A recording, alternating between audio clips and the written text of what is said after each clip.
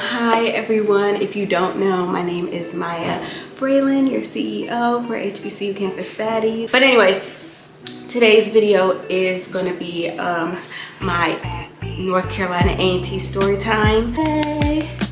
If you don't know, I went to A&T, which is North Carolina A&T in Greensboro, North Carolina, home of the Aggies, Aggie Pride, and I did all 4 years there. From 2018 to 2022.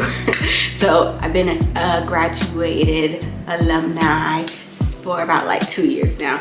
But I'm gonna come back and tell like from my experience from freshman year, sophomore year, junior year, senior year. So if you're thinking about going to school, or if you went to school from either 2018 to 2022, before or after, then you can kind of like compare experiences. But without further ado, let's get into the video. I have to use my notes because if I don't, this story will be 5,000 years long. So we're gonna start freshman year. Freshman year was pretty easy, straight out of high school, but you're going straight into your, basic classes. I had English, I had biology, math, and so my grades were really good freshman year.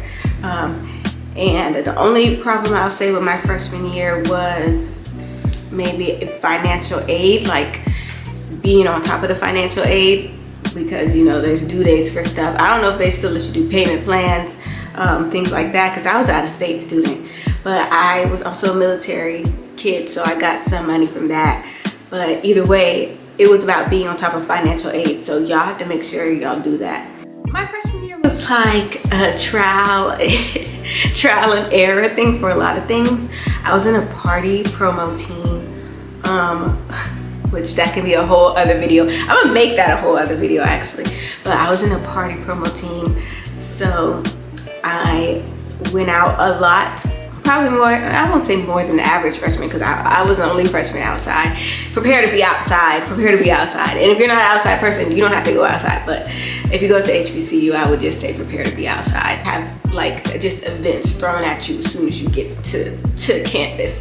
And when you start deciding what to go to and what not to go to, if you're a freshman, just wait till the day of.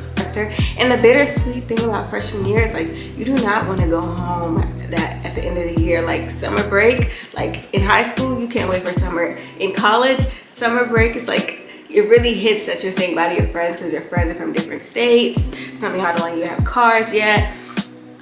So yeah, it hits different. And also they don't tell you that freshman year, your friend group is gonna change 2 to 3 times, like, and it's okay. Like you may go from 1 friend to 2 friends to a group of 10. Like it just depends, and some people will leave, drop out, transfer. So that's why you shouldn't really take anything too seriously when it comes to relationships, friendships. Just vibe. Everything is changing all the time. Okay, so my sophomore year, I had way more boy drama, but I was doing a lot more volunteering and getting ready for internships. And if you're a sophomore, you should have an internship lined up for this summer, virtually or in person. Go ahead and get on LinkedIn, go ahead and get on Indeed and start looking. Sophomore year, I definitely started volunteering more. I got involved in a lot more organizations, but I kind of even came in freshman year knowing what organizations I wanted to be in, because I was just the eager freshman. And so sophomore year, I found student government, and I pretty much stayed in that. I was historian because I do social media stuff, and I always have. And I did student government in high school, so it was easy to just jump right in.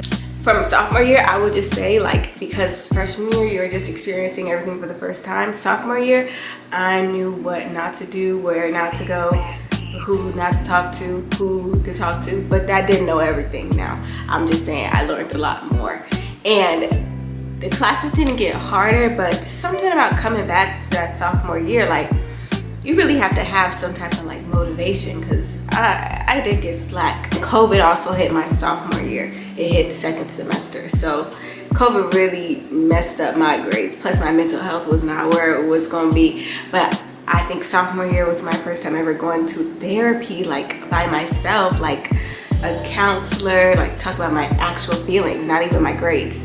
And that really helped. Like, I'm not gonna lie, that helped a lot. That probably saved my grades second semester.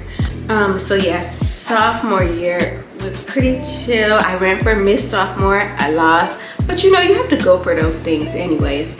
And A&T is definitely the type of place, like, everybody is normally going for something. Like, most people want to get involved at some point because so many people around that are involved in so much, and you just feel like left out if you're not. But I mean, even by sophomore year, I kind of already found where I fit in. And I would say some people transferred their sophomore year because they just still didn't find where they fit in. And it's okay because you're paying for the college. But just remember, like, you're just paying for college. Like, they don't, I mean, the money doesn't go to where, if you join an organization or not, any organization, by the way. But the money doesn't go to that. The money goes to your education. So just stay focused on that. If you transfer, make sure you're transferring for that reason and not because, you know, don't let you transferring be because you only didn't make friends. Like, try to stick it out. Sophomore year will be the yes or no answer for you if you're gonna stick it out for the next two. And then after sophomore year, that's when I got a job working back home. And that helped because the money gets low. Whether you have a scholarship or not, like, you're gonna, once you do that first year at A&T, you realize how much money you need to bring back, and how much realistically you need. Because I mean, some stuff you'll have spent your money on freshman year and you're like, why did I do that? Like, just save your money till GHO. I honestly didn't go out my freshman year, going back to freshman year. I didn't honestly go out until GHO, for real. Like, I went out a couple of times, but as far as like going off campus, like, I wasn't spending no money off campus until GHO. And even then, most of it was like GHO stuff, like the concert and you know, going out to eat, like, I saved that money. Really get on those internships sophomore year. Like, please don't play with me. Don't play with me. Get on it early, because you don't want to come to your junior year and you haven't got any experience yet. You should be able to at least put a campus organization on your resume by sophomore year, second semester. There's a story time on my channel right now about my HBCU first love, college first love. That happened sophomore year. Y'all can go back and watch that. But oh my gosh, junior year, I went for Miss A&T, and it was such a surreal thing because I had made so many good friends and connections from that. And even from my years prior, it just felt good to like go into a campaign like that. Even though I didn't win either. I didn't win Miss Sophomore, I didn't win Miss A&T, it was just whatever. I didn't win Miss Junior. Did I win Miss Junior? No, I ran for Miss Junior, not Miss Sophomore. I didn't win Miss Junior, and then I didn't win Miss A&T. Sorry, my bad. But see, these things that you think might matter while you're in school literally don't matter once you graduate, because now the money matters. But anyway, I had a really good time at A&T. I'm going through the list right now of more pros, but we'll get to some cons from each year as well. And after my junior year, summer before, I started working again. I stayed in Greensboro. I had an apartment, and I worked at Biscuitville. And then senior year, it was about partying and getting my grades right. And that's literally all I did senior year. Like, I volunteered a little bit on the side. I don't even know if I was in the campus organization at that point. Like, senior year, I was chilling, guys. I was done. I ran for what I wanted to run for, got the positions I wanted to get. I was vice president of her campus at the time. Like, I did what I needed to do. And senior year, I was just outside. Outside, doing my homework, gym. That's it. I have some pros from A&T. Like, some of my A&T pros would probably be the community. Like, IU Pride is real, okay? If you can't tell from online, if you go to school, you love the school. And the alumni love the school, and they love you back. and you'll be able to find connections in that all over the place, everywhere you go, even after you graduate. So I love that about A&T. A&T is a really good place where you can just start anything. Like I started my business on campus, many people have, because the community is there, and you'll find somebody who is just like you, ready to support. So I love that about A&T. Another pro, GHO obviously is a pro. GHO's always good. My alumni GHOs haven't been too great lately. The only thing that's been saving them is me vending at the school and selling stuff to you guys. But I'm gonna try to turn up this year, hopefully. Come back and sell stuff on campus. I would say some cons maybe going to A&T. For me, I was out of state, so I really had to start over. A lot of people do. There's some orgs like for your hometown that you can join and meet people.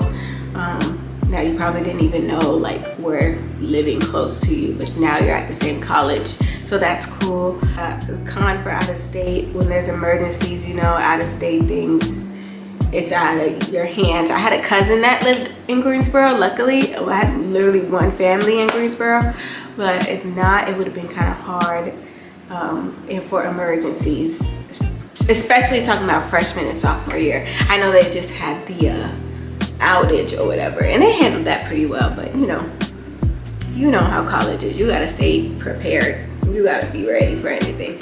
Maybe another con is it is very competitive, like because there's so many people that are going for so many things. Like just be ready for that. Like you don't know who you're gonna meet. Like it's a little bit more competitive than even high school, I would say, because people aren't going for things just for fun anymore. They're going for things that are probably gonna help them in their careers, or like they might have family, you know, helping them, or they might have a history of things. Like people come to A&T because their mamas and their grandmamas did. Like things are expensive. I don't think a lot of HBCUs are for low income students as much as they used to be. I mean, A&T is one of the more expensive schools, so I would just keep that in the back of your mind, and don't let anybody deter you from, you know, going. You can always find a way. I worked through college in the summer and I took out student loans. Like it is what it is. If you want to be there and you want that degree, you can get it, like regardless. My time at A&T wasn't bad. Most of the stuff, even the bad stuff I went through, was inevitable, like friend fallouts, you know, drama with professors. Like it doesn't matter what school you go to, you're gonna get that. I know some majors, so they have a lot of foreign professors at A&T, and I know that is very challenging for some students. So you might need to actually reach out to some students who are in your major to find out if the program is actually good, because I can't speak for every program. I can only speak for journalism department, and the journalism department is good, but it also, when I was there, was a little bit like cluttered. Like they couldn't accommodate to as many students as there were in the journalism department. So I don't know. I said it's cluttered, so you have to make yourself stand out, and that probably goes for every department. Okay, that's it. If y'all have any more questions, leave a comment. I could do a whole Q&A video of answering questions about college and my time at A&T. I hope that this helped. I hope you liked some of the clips I put in, and I will see you guys next time. Make sure you shop HBCU Baddies and follow the Instagram, because we're going up this year, 2024. All right, subscribe, like. I'll see you guys next time. Peace.